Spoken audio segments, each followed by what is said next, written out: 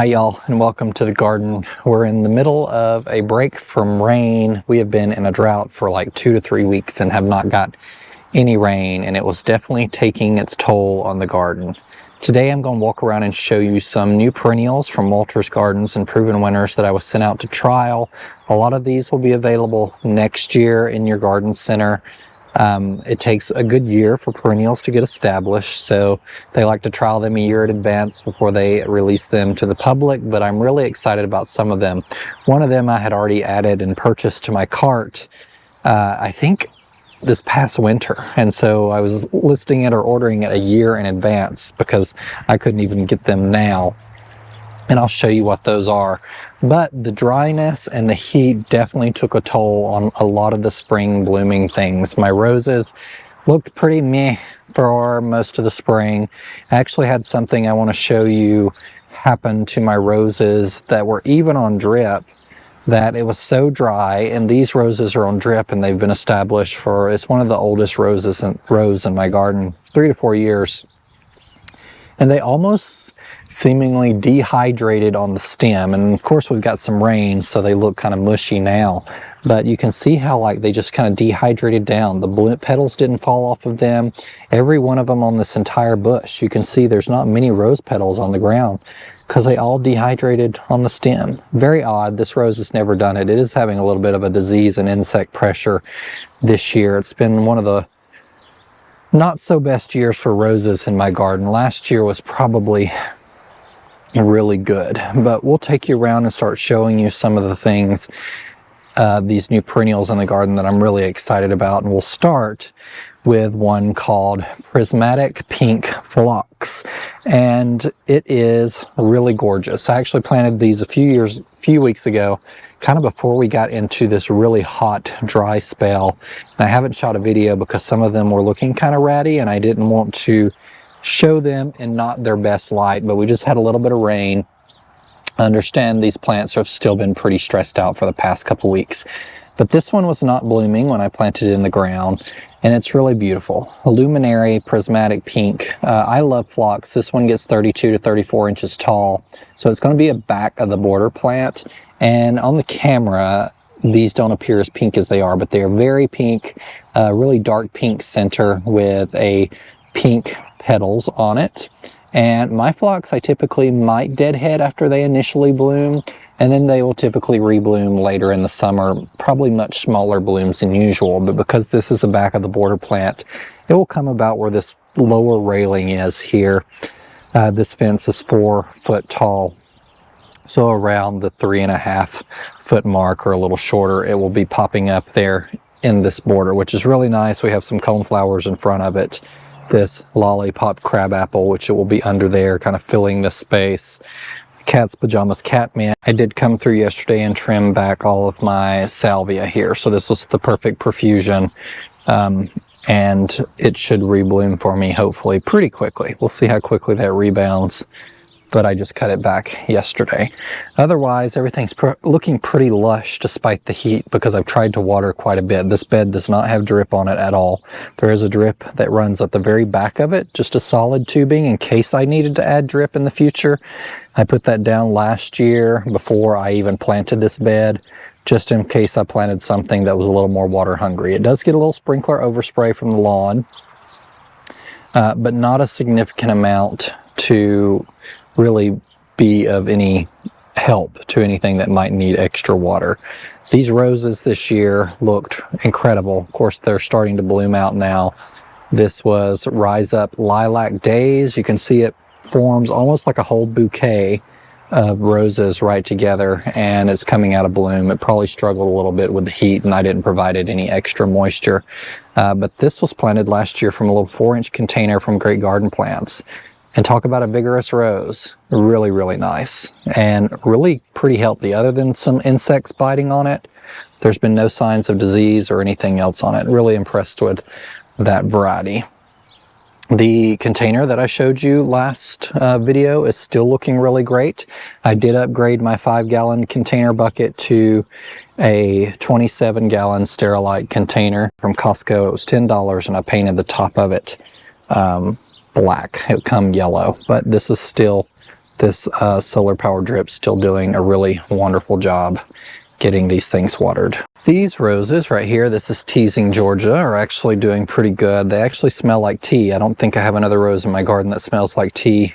Some of them are going out of bloom, but smell really nicely, and I need to come through and trim back the tiny stems and train the really thicker ones up the arch here to produce later blooms later in the season. This boxwood, I think, finally bit the dust, so I'm going to have to find a replacement for it. I thought it was going to make it. It was really green in winter. It struggled since I planted it in this area. Not sure why. The one on this side is doing really great, but I'm going to find a replacement for it. I keep looking in the inside and it's just really dead in there.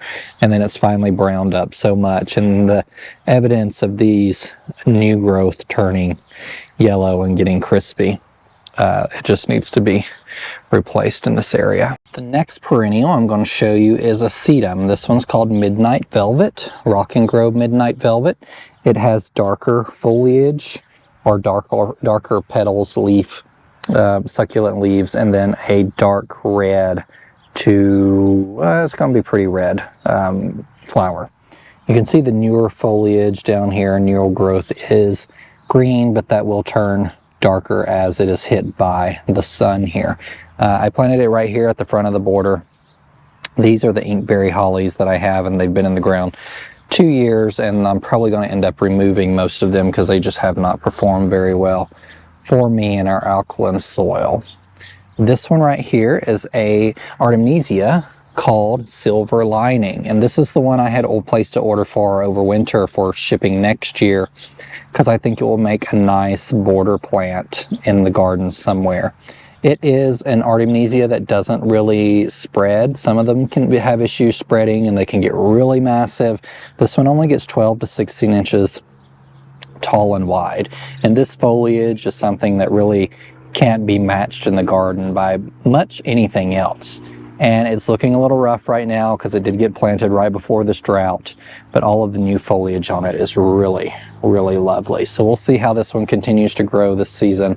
Looks like it's putting out some new foliage here, and it will be a really nice accent and pop of dusty blue color right next to these 𝗑𝗧𝗏. I did come through and cut back all of my daffodils. Some of them were already turning brown. I don't tend to wait on all the daffodils until they completely dry up. I know that's maybe best practice, but that's not something I've always observed, and they still tend to come back pretty well. I mean, they've been out of the ground for 3 months now, so they should have gathered enough energy to come back next year. And I need to come back or come through and rake some of this, even out some of this mulch to kind of cover those remaining stems for the rest of the season. My Bobo hydrangea hedge is rocking along. You can see how perfect and how full these look after I took the hedge trimmer to them a month and a half ago or so. I shot a video on that. And they just come out in these perfect little balls, and then they get bigger and bigger. This year will probably be their biggest year. These were planted in the spring of 2020. Around this, so this is their third growing season, third year they leap. Of course, these have done incredibly well every year since I planted them, but you can already see how vigorous. I mean, this is a really thick hydrangea. You can see all of the stems, but just tons of blooms, and every one of these lateral branches here will have a bloom on them. So something really to look forward to here in the next coming month or so. The Bobo that I have in a container on this patio is already putting buds on it, and it will be blooming ahead of time because it's got a little warmer soil conditions being outside of the ground. It warmed up a little faster than these did. All right, we're rocking right along. This is Jack of Diamonds Brunnera. Really excited about this variety. It gets 14 to 16 inches tall and enormous leaves. So I have Jack Frost Brunnera up front. It tends to have smaller leaves. Brunnera, of course, produces these tiny, tiny blue flowers early spring that are really beautiful. But you can see based on this person's hand right here, how big these leaves will get in the future. And the foliage is just a really nice texture in your part shade to shade garden afterwards. The leaves are almost like embossed with this silver foil. It almost looks like an aluminum foil or a foiled painting. So really beautiful option for a shade garden. Work great around your hostas, ferns, that type thing. blooms early spring, and then the rest of the season, just mostly foliage. This hosta I'm really excited about. It's called 𝗩𝗍𝗓𝗧𝗏, and it stays really yellow. You know, yellow foliage, yellow blooms are some of my favorite things in the garden because they provide a really nice contrast to just a green shrub like this Incrediball hydrangea here. But it's going to fill in really nicely. It gets quite large, 19 inches, so that's a pretty, you know, medium-sized hosta, probably around this big all the way around. But I just love the color, and it's going to be a nice pop with all of this other other green here, including these emerald green arborvitae here. Got some boxwoods that I planted last year on discount. They're struggling a little bit, but they'll come back. Take them a few years, and some ferns. But check out this Incrediball hydrangea hedge since the last time I showed it to you. We did get a rain, so you can see they're holding themselves up pretty well despite the rain, because I did brace them, which you can't even see them now, but they're under there. There you go. Well, I don't know. Yeah, there you go. You can see the little metal brace right here, but these are going to be its best year yet. They're just now starting to get the big puffs on them, and these will continue to get larger over the next couple weeks and just be massive, massive blooms, and they're just covered. And I don't know if you're familiar with Annabelle. It's not something that you think would be fragrant. When these all start blooming at once, there is a very visible perfume of fragrance in this area of the lawn when you walk past it. And then you can smell them if you walk up to them and smell the hydrangea blooms. That's something I haven't really noticed on a lot of my other hydrangeas, but Incrediball, and it may just be because there's a mass of them here, really, really nice fragrance for, you know, a couple weeks in the middle to late end of June. This bed is coming along nicely. The begonias are looking really good. I need to come in and weed. We've got some weeds popping up through my mulch here. I kind of went down very lightly with the mulch in this bed, and some of it's washed a little bit or gotten blown away by the wind, but see, it's kind of sparse here. The Let's Dance Can Do hydrangeas are looking really wonderful. You can see those nice pink blooms here on them. Really gorgeous in this spot. So I wasn't able to turn them blue, obviously. That may be something I try and put down a little more acid throughout the season and see if I can get any blue rebloom on them. But even if they don't rebloom blue, there'll be a nice accent with the rest of this pink here. But I'm going to try my best to see if I can get these to turn blue for me. Otherwise, they're doing a really nice job so far in this space for me. And I just love how these begonias are looking, but I definitely need to come out and get these weeds that have popped up in this space. I'm going to show you this container, although it looks a little rough from the rain we just had. The blooms are of course a little droopy, but it is looking really nice. It's filling in really lovely. It's exactly a month, almost like a month and a day or so since I planted these, and you can no longer see soil at all. This is a solar power 𝗖𝗢𝗦𝗢𝗢𝗡𝗦 or sweet potato vine. Everything's just coming along really, really nicely. These cannas came out much more orange initially, and I was like, do I have an orange canna? And then it slowly transitioned to this pink over the past few days, which I find that color to be really, really lovely, but looking really, really nice. The hydrangeas that I planted are starting to leaf out a little better, a little slow. These are bloom struck, and they actually, I just noticed right now, are starting to put buds on them. So these will really good reblooming hydrangea for me in my garden, and even those over there are putting buds on them too. So we'll definitely be getting some blooms out of these. Oh, these have buds on them too. This is the new one called Pop Star by Endless Summer, and I think they're going to be a winner too if they're already producing buds with this little foliage out. So we'll keep an eye on these, and I'll update you on the progress as we go along, because they do still look like a lot of sticks. But these did come from Minnesota. They were just shipped to me last month. Minnesota is of course colder than us, and they were just a little behind the weather than our Southwest Ohio Zone 6. So they're a little behind in the garden as well. Next year they should come back perfectly fine, but I'm really interested to see the rebloom on these. It's supposed to be really incredible, really quick pop star, especially. But I've had pretty good luck with Bloomstruck as long as they get enough sun in my garden as well. These are tiny Tuff Stuff Aha, or Tuff Stuff Aha, not Tiny Stuff Aha, Tiny Tuff Stuff Aha. And they are blooming as well. These were in the backyard last year. They were getting too much sun and were burning and becoming really crispy. So I transplanted them in the fall up to the front, and they get a lot of good morning sun through lunch. And I think they're really happy. They're looking really succulent this year and producing, just starting to produce a ton of buds. You can't see them yet. This one right here is coming out, but they had these really large florets, like just huge florets. These may not, their first year in the ground. I expect they'll get bigger the longer they're planted here. But I'm really liking this kind of short, lush hedge of hydrangeas. Nice hedging plant. And then we have begonias in front of there. Those are tiny Tuff Stuff, and they're also blooming. They get a little more shade. They don't tend to want to bloom as well as some of my other hydrangeas. They're a mountain hydrangea, and they are blooming pink. You can see the pink under there. But the sun patiens are doing quite well here. These are actually doing much better in this part sun than they are in the backyard in full sun. They're getting a little crispy, a little burnt in full sun. So I would probably recommend these sun patiens in more of a part sun, early morning sun location, because these are bulking up much nicer than the ones in the backyard. I'll just give you a quick update on these containers. They're looking really wonderful too and coming along really nicely. The Bermuda Beach Supertunias seem to be being a little more vigorous than the saffron finch ones, the yellow, but they're kind of holding their own. They were placed a little further back in the planter, so they're growing more up than spilling over yet. The cherry-drop coleus is, of course, doing its thing here. It's starting to spill a little bit, but it's also kind of upright. But everything is just looking pretty nice here. The diamond frost euphorbia is not keeping up that great. It may come back later in the season.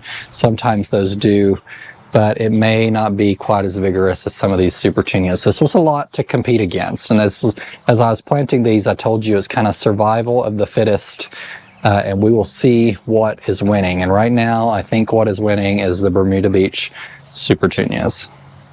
Coleus is holding its own though too. This bed has probably taken the biggest beating with the drought because it doesn't have as much drip irrigation in it. It does get some overspray from the lawn.